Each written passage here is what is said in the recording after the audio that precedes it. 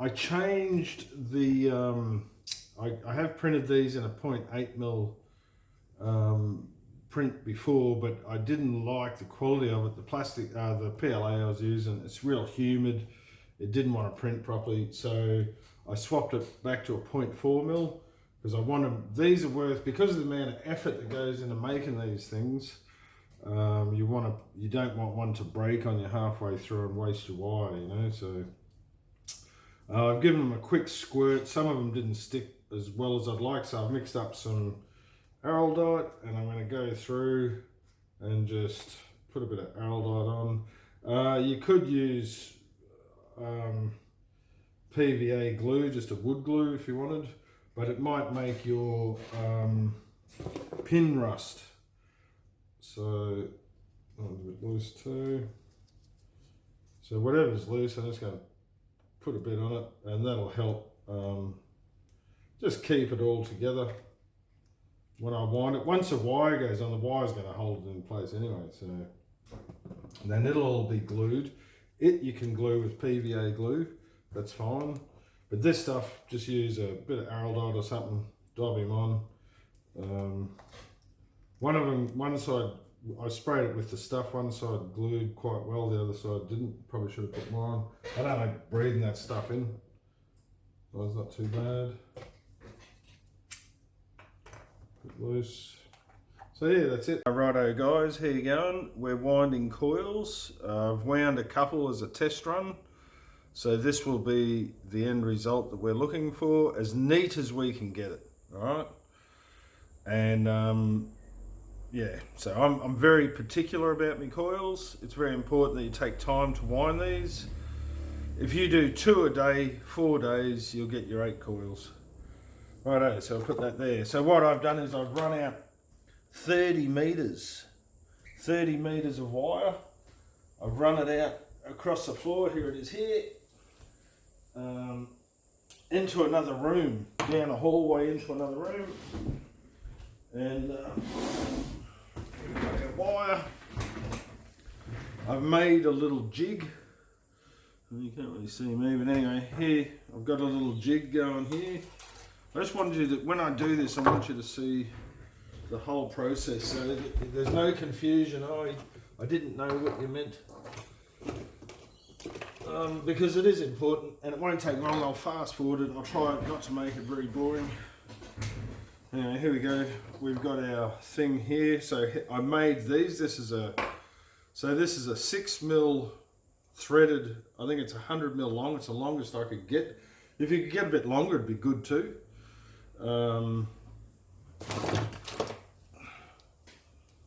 It's only 80 millimeters. I should be able to get 100 mil. I should go and look for a 100 millimeter one. Anyway, we're here now. I'll go and have a look in a minute when I pause this. We've got our bolt. We take our winder. We're going to put that on there, and it's got to fit in there nice and flat. Sit in there nice and neat. It's right, and that'll hold it so it can't turn. Right, so we've put our winder here. If I do that real slow, I can go back over this and take photos, because it's a nightmare to try and take photos. Anyway, there we go. So that sits in there. Right around the other way.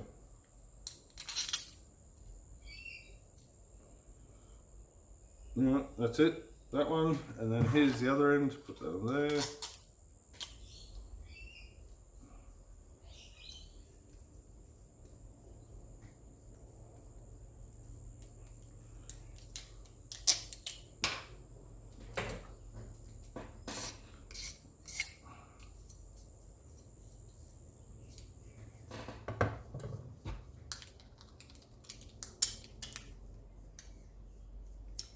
Right.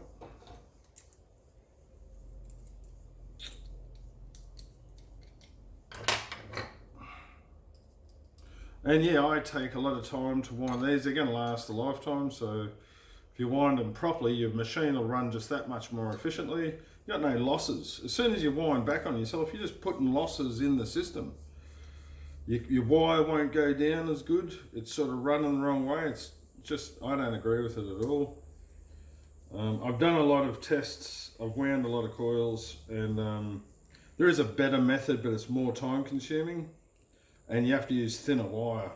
But you basically twist your wires together so that you're getting more turns per revolution around. Anyway, it's a long story.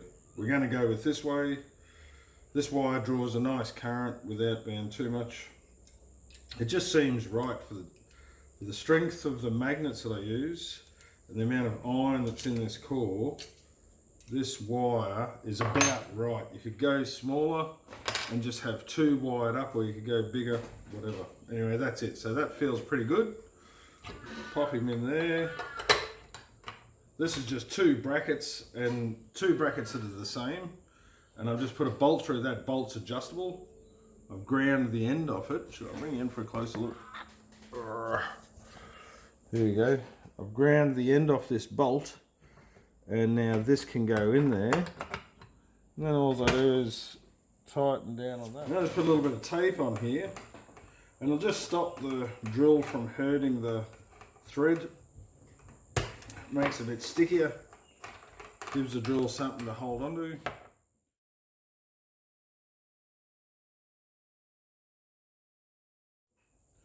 Righto, so here, just going to go off that one there.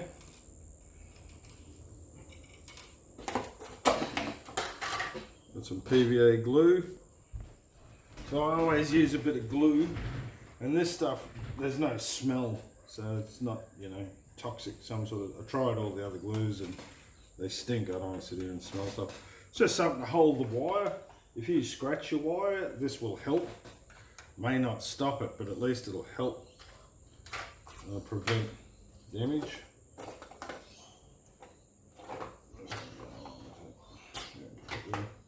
Righto, so here we go. We're just going to wind, I've wind them, so tightening, so I'm just tightening the drill. I'm going to wind in that direction. All of them will be done the same because I'll always tighten the drill and just keep turning in that direction. You don't want to wind one way and then accidentally wind one another way. So by doing it this way, and also if you do it the other way, it undoes the lock. This way you're constantly tightening. So it's better. Anyway, I'm going to wrap that around there a couple of times. We've got this, and it's just a slow, you know, if you allow, there's 8 coils. If you do 2 coils a day, it takes about an hour for me to do a coil. If you do 2 coils a day, you'll get your 8 coils in 4 days. If you're really keen, if you're new, you'll probably do them all in a day, but for me, I've done that many, I'm that sick of it, that your first layer is important because your next layer is going to lay in those wires.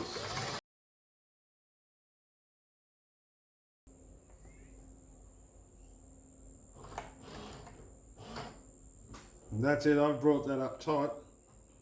I'm going to go through that first one there.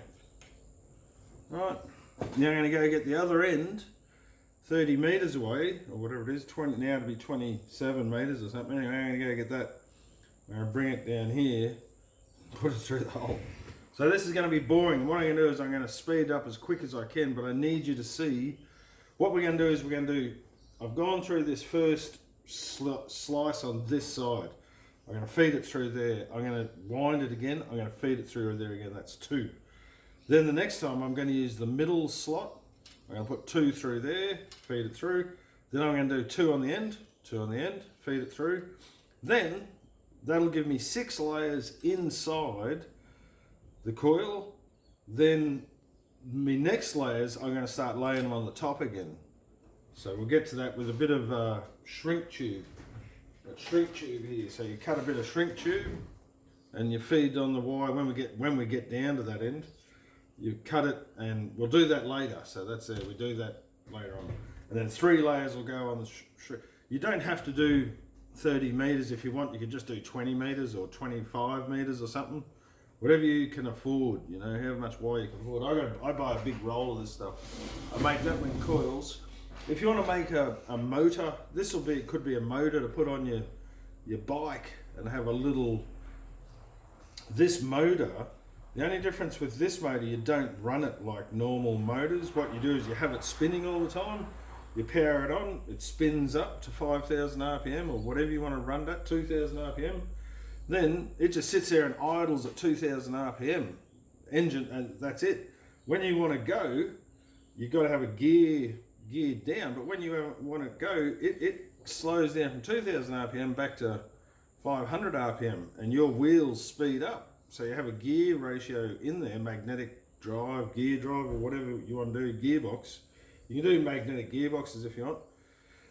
And you gear it so that it slows down, you speed up, and when you stop, it still runs there. You get off it, you go in the shop, it just sits there and runs, because it runs for nothing, 5 watts or something. So it'll just run, and you just use its high revs to you only want to be doing 5 RPM. I've got my wire. Come in here, I'm on that side. Whoops. That's normally what happens. There we go. On that side, so I'm just going to shove him through there.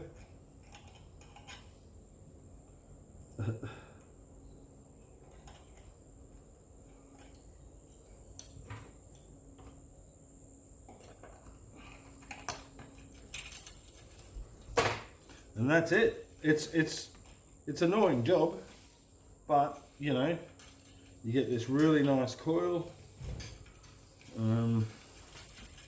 It's going to last. You've come this far. You could wind it this way and that way, but you're not going to get the same. I just don't like doing things unless it's right. Nice and close. So hopefully you can see where the wire went. You can see the wire went in a little hole there. And when I'm pulling it through, I'm pulling it up on the plastic, not on the steel.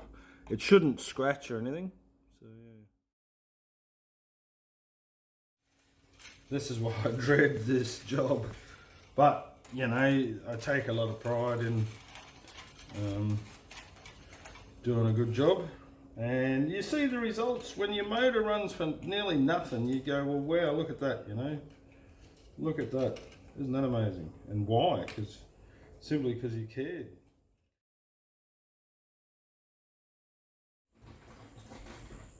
And then here we are in our slot, number 1 slot on the other side. So we're going to wind again. I'll pull this out straight so it doesn't get any knots in it.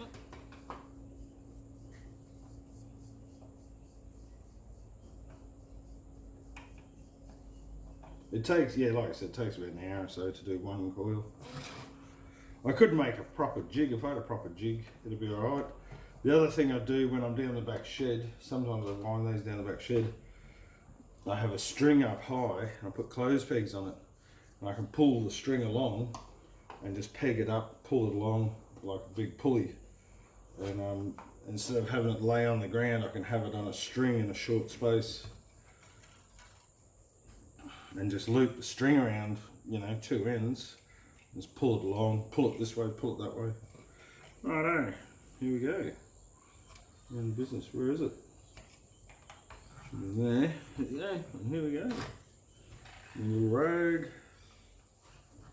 Oh, can't see.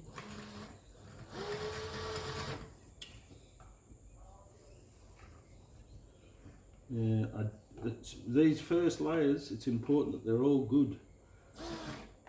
If you make a mistake here, it just gets worse. Each layer gets worse. So the more you can keep these first few layers perfect, the better off the rest will be.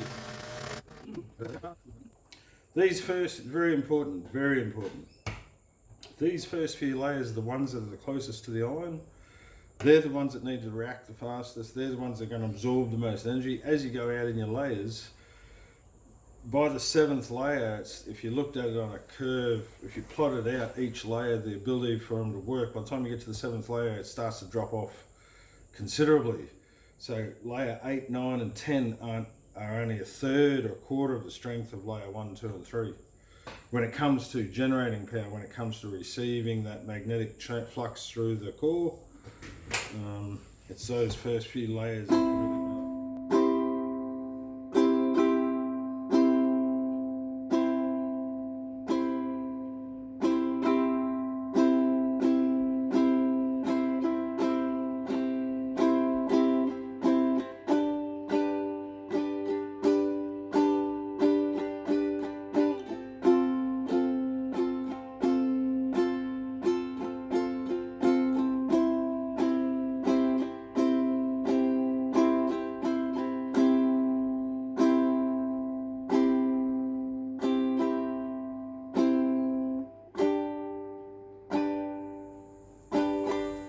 Alright, and we'll do it again.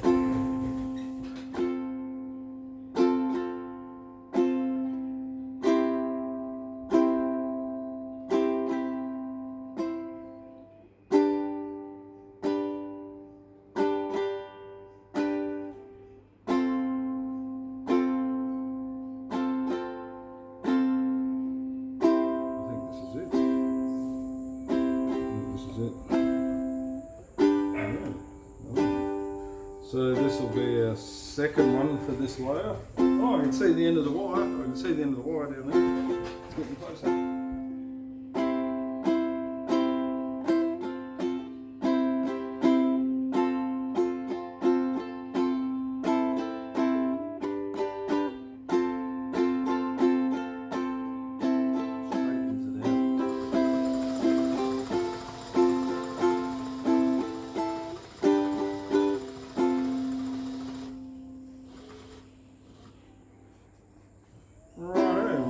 Here again.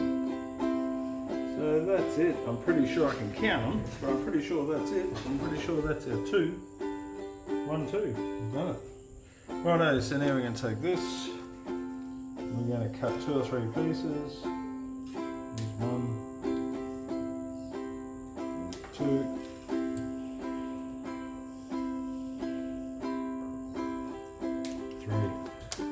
I'm going to thread these on the other end.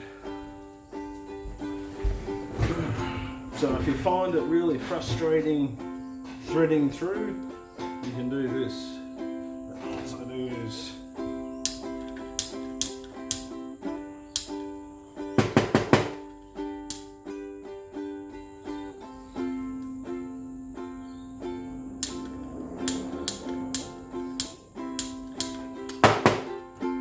they're handy little things when they work. You can solder with them out the paddock and all that. Alright, so I can push him up there. We're coming through the middle.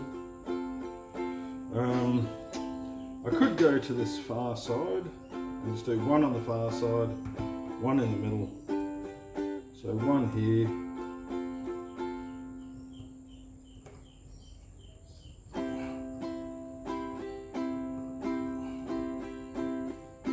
Yeah, he's in there. So he's in there nice and tight. I'm sure he's in there nice and tight. This.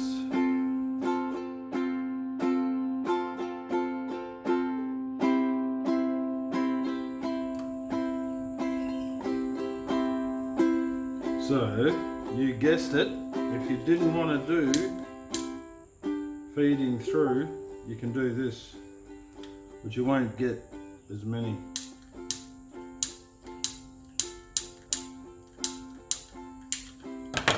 You'll have bumps in it, you get bumps in it, but it is the easier, quicker way to do it. I'm not going to tell you it's not the quicker way to do it.